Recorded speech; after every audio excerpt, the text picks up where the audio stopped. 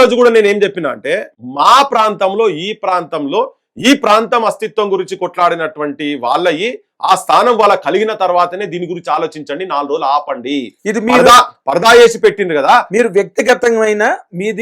వ్యక్తిగతమైనది ఏదైతే మీరు మాట్లాడుతుందంతా మీ వ్యక్తిగతం అండి. అంటే మైక్రో లెవెల్లో. మ్యాక్రో లెవెల్లో ఆలోచిస్తే ఇది కంప్లీట్ తెలంగాణ రాష్ట్ర వైఫల్యం కింద లెక్క పెట్టాలా వద్దా? వినండి, నేను కూడా చెప్తున్నా, రాష్ట్ర ప్రభుత్వ వైఫల్యమే. ఆడ విగ్రహం పెట్టాలని జీవో ఇచ్చిన సాహసం చేసుడే దుస్సాహసం అది.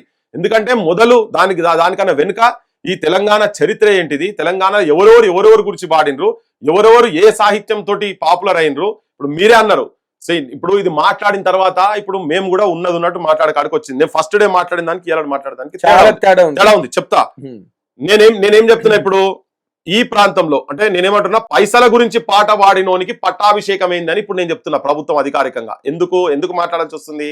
ఇక్కడ ప్రజల గురించి ప్రజా సాహిత్యం తీసుకొని ఈ ప్రజల గురించి సర్వమొడ్డి ఈ ప్రజల అస్తిత్వం గురించి మొత్తం అన్ని జీవితాలు వాళ్ళ కుటుంబాలు వదిలి ప్రాణాలు అర్పించినటువంటి వాళ్ళు ముందటి స్థానంలో ఉండాలనా లేదా అనే క్వశ్చన్ మేము